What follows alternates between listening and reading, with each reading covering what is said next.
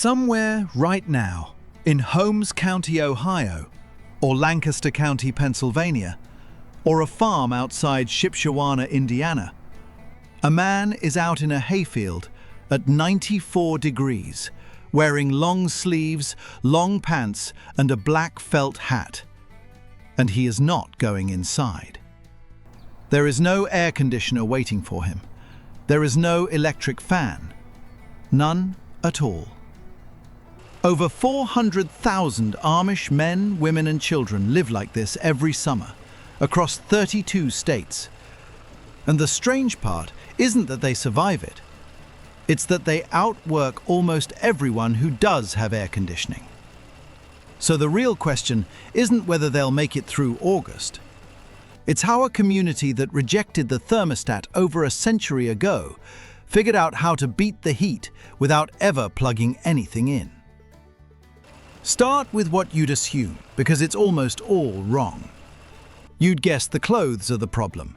Heavy black trousers, long dresses to the ankle, suspenders, sleeves buttoned at the wrist, no shorts ever. In 90-degree sun, that looks like a punishment, but talk to anyone who's actually worked a field in Ohio in July, and they'll tell you the opposite. Loose, dark, breathable fabric against skin that's covered is often cooler than a t-shirt and shorts baking in direct sun. The layers aren't there to suffer through the heat, they're there to manage it. The same logic a desert nomad uses, not a punishment, a system. The wide-brimmed straw hat isn't a costume either, it's doing actual thermal work, throwing shade across the neck and face for 10 hours a day, no sunscreen required, no reapplying every 2 hours. That's rung one. Almost everyone guesses it backwards. Then there's the house itself, and this is where you start to see the real engineering. Old order farmhouses are built thick. Fieldstone or heavy timber walls, deep porches wrapping the south and west sides, mature shade trees planted decades ago specifically to shadow the house by mid-afternoon. Windows on opposite walls left open so a cross breeze can move straight through the building without anything electric pushing it. Many farms still keep a spring house, a small stone structure built directly over a natural spring, where the ground stays close to 55 degrees no matter what the sky is doing. Milk, butter and meat go in there instead of a refrigerator. And later on we'll get to the one tool sitting near that spring house that almost nobody watching this has ever heard of, and some families still use it every July. Under a lot of these houses sits a root cellar too, dug into the earth, holding that same steady cool all summer. Nothing plugs in. None of it needs power at all. It was built to work with no power at all, which is the whole point. But it also means when the power grid down the road flickers out in a heat wave, these houses don't notice. But a good house and the right clothes only get you through sitting still.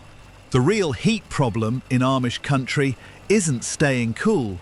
It's that the work doesn't stop for the weather, and that's where the schedule becomes the third layer of defense.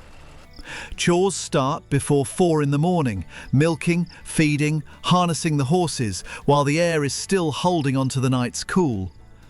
By the time the sun is high enough to really punish the ground, the hardest labor is already half finished. Midday, when the heat index climbs past 100, is when you'll see the pace drop, water breaks stretch longer, and anyone who can shift work into the shade does. Then the evening picks back up once the worst of it has passed. There's no 9 to 5 here. The schedule is built entirely around when the sun is dangerous and when it isn't. And it's been running that way for longer than air conditioning has existed at all. The one-room schoolhouse is its own small heat problem, and it gets solved the same low-tech way everything else does. No AC unit hums in the corner. Instead, you'll find tall windows on both walls propped open with a stick, a shaded yard for recess moved earlier in the morning, and a school year built to end well before the worst weeks of July land, so the building sits empty exactly when it would be least bearable to sit in. It's the same instinct as the haying schedule, just applied to 8-year-olds instead of horses. Avoid the hour, don't fight it. Evenings are where the whole day exhales. Once chores wind down and the sun drops low enough to lose its teeth, families move out onto the porch, and neighbours often walk over to join them. No phone call needed, just the sight of lantern light, or a family sitting out being invitation enough. There's singing sometimes, there's visiting, there's a picture of something cold from the spring house getting passed around. It's the one stretch of the day that actually feels easy. Then it ends. Go back inside an hour later, up to a second-floor bedroom that's been soaking up heat all afternoon with nowhere for it to go, and you'll find the hardest part of the whole day waiting there instead. No fan pushing air across the room. No cracked window doing much against a windless August night. The porch cools the mood. The bedroom upstairs is still 90 degrees at 10 at night, and that's the part nobody posts a photo of. Water matters just as much as shade. It doesn't come from a tap connected to a municipal line. Most farms pull from a hand-dug well or a windmill-driven pump, the kind you'll still see turning slowly over a barnyard, drawing water up without a single volt of electricity involved. Kids are taught early to keep a jug nearby during chores, not because anyone's worried about a heat stroke lecture, but because everyone's grandfather has a story about someone who wasn't careful and paid for it. That knowledge gets passed down the same way the harness mending and the hay cutting do, mouth to mouth, one summer at a time, instead of printed on the side of a bottle. Here's the frame worth keeping in your head for the rest of this, because it explains everything that follows. There's no dial to turn, no thermostat on the wall, no vent to adjust, nothing to set and forget. Every single degree of relief has to be earned through a decision somebody makes. Plant this tree there, dig the cellar here, start the mowing an hour earlier. You'll see that same idea come back again and again. Now the stakes actually start climbing, because clothing and porches only handle the mild end of this. Late June through August is haying season, and haying is widely considered the single most physically brutal stretch of the entire Amish farming calendar. Cutting, raking and baling hay has to happen fast, in a narrow window between rain, which means crews are out in direct sun for hours at the exact moment the heat index is worst. No days off during that window. This is where heat exhaustion actually shows up. Not a slow build, it arrives fast, in the middle of the hardest hours of the day. Ohio State University researchers who study rural Amish health have documented what public health workers in these counties already knew from experience, that heat-related illness rises sharply during hay season, and that Amish farmers, without air conditioning to retreat to at the end of a shift, carry immeasurably higher exposure than their English neighbours doing similar outdoor work. There's no cold aisle at a gas station to duck into on the way home. There's no truck cab with the AC running while you wait out a break. Nothing like that exists out here. Whatever cooling exists, you built it, planted it, or dug it yourself years before you needed it. And it isn't only the people. Horses pulling a mower or a hay wagon in 90-degree heat are doing the equivalent of an athlete running a marathon in a fur coat. And an overheated draft horse can go down fast, sweating heavily, breathing hard, sometimes staggering. Farmers watch their teams as closely as they watch each other, swapping horses out to rest in shade, walking them to water more often, cutting a team's work short the second one starts blowing hard through its nose. No exceptions. A downed horse in the middle of a hayfield in July isn't a minor problem. It's a farm's whole labour system stopping at once. Everything stops. So the animals get the same layered defence the humans do. Shade, water, a schedule built around avoiding the worst hours because there's no mechanical fallback if a horse collapses. There's no spare engine in the barn. Just another animal, already tired, waiting its turn to rest. This is also where the community stops being background detail and becomes the actual safety net. If a man goes down from heat exhaustion in a field outside Millersburg, the nearest help isn't a call centre and a dispatched ambulance from 20 miles off. It's the farm next door. Amish communities run on mutual aid as a load-bearing structure, not a nice tradition. And during haying season, that shows up as neighbours rotating through each other's fields. An entire threshing ring of families moving from farm to farm to get everyone's harvest in before the heat or the rain wins. If somebody's uncle collapses at 11 in the morning, 6 other men are already standing within shouting distance. And somebody's wife is already walking over with water and a wet cloth. The safety margin isn't a device. It's how many people are close enough to notice you're in trouble. That ring doesn't form on the spot either. It's scheduled weeks ahead, farm by farm, so that by the time the hottest stretch of July actually arrives, everyone already knows which Tuesday belongs to whose field. A dozen men and a handful of teenage boys show up before 8. Work through one farm's hay in a single brutal push, eat together at noon in whatever shade the barn throws, and move to the next farm on the list a day or two later. Same crew, new field. It spreads the worst hours of exposure across a crowd instead of leaving one exhausted family to grind through their own acreage alone over a full week. Get sick from the heat on your own farm, working solo, and you might go down before anyone even notices. Get sick in the middle of a threshing ring, and there are a dozen sets of eyes on you before you've finished stumbling. Someone always sees. And that brings us to the strangest part of this whole system, the one detail that sounds like it belongs to a different century entirely. And it's real, and some communities still do it today. In the dead of winter, when a farm pond freezes solid, men go out with saws and cut blocks of ice straight out of the pond, hauling them by sled into a small, windowless building called an ice house, packing every block in a thick bed of sawdust. Done right, that sawdust insulation is so effective the ice barely melts, and blocks cut in January are still sitting there, solid, in July. That ice is what keeps milk cold before it's picked up, what packs into an icebox instead of a refrigerator. And in a genuine heat emergency, when someone's overheated badly enough that it's more than a water break can fix, that same ice, wrapped in cloth, packed against the neck and wrists, is the fastest cooling tool a farm without electricity has. No compressor, no refrigerant line, no plug. Nothing electric at all.